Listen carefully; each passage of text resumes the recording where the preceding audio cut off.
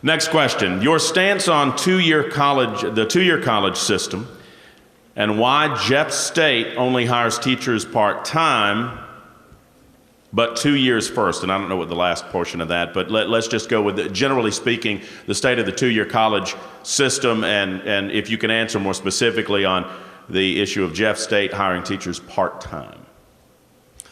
My turn. Yes. Well, I think the general condition of our community college system is good. We have about 27 community colleges throughout Alabama, and they're doing well. There have been some corruption, there have been some indictments and convictions, as there should be.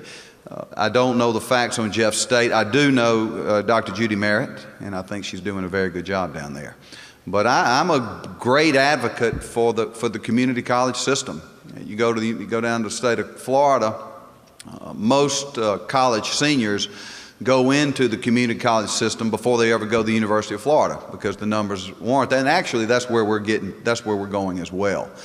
They tell me that in the next decade, that if you take, for example, Auburn University, and I think we have about 24,000 students there. Alabama's pretty close. And it's evenly about 6,000, 6,666 in each level. In a decade, you're going to have a lot fewer freshmen and sophomores and more juniors and seniors, because they're going into the community system. So we need to support it, and we need to expand it the best that we can, and in turn, maintain it. It's doing well. Dr. Bentley. I'm a very strong supporter of our two-year systems. I think the two-year systems have done an excellent job in workforce development and training people in job-specific fields. I think they've worked with industries in order to do that. I am a strong supporter, and that is the way we train good trained workers, which will help in this environment that we need to have to create more jobs in Alabama. It also has allowed a lot of students who cannot afford to go to four-year colleges 2 years of education. Our two youngest sons both went to Shelton State in Tuscaloosa. One of my sons, my youngest son, is now a physician. I love the two-year colleges. I think that they're smaller. I think that they have very good teachers, and so I'm a strong supporter. Having said that, being on the education committee for the last 7 years, I've seen a lot of things go on in the two-year systems that I don't like. I've seen a lot of people on the payroll that should not be on the payroll. I've seen people vote on their own budgets. They should not do it, but they do it in the four-year colleges also. So we just can't blame the two-year colleges. There's been a lot of corruption in our two-year systems. And ladies and gentlemen, let me tell you this, and listen very carefully to what I say.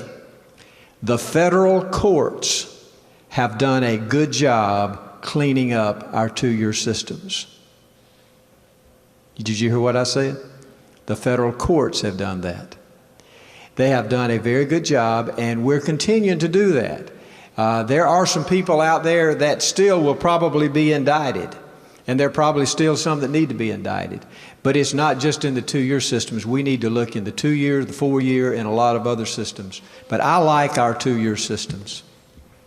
As head of the Department of Economic and Community Affairs for 3 years and assistant director for 3 years prior to that, I coordinated the Workforce Investment Act funds that by and large went to the two-year college system and supporting career tech training in Alabama.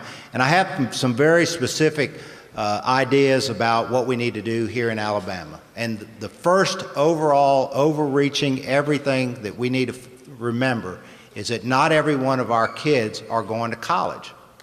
And just because they don't go to college doesn't mean they're failures or somehow not up to snuff.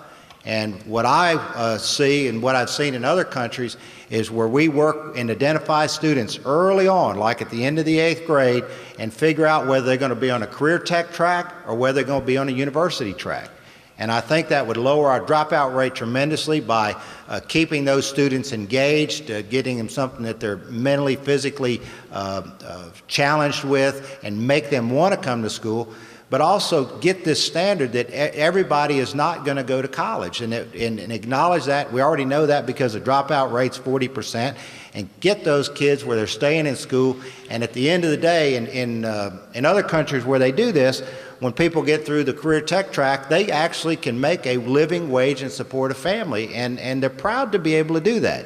Now, the other thing is, even for the folks that are on a university track, there's a lot of folks that borrow a lot of money, student loans, to get degrees in things that there are not jobs out there for.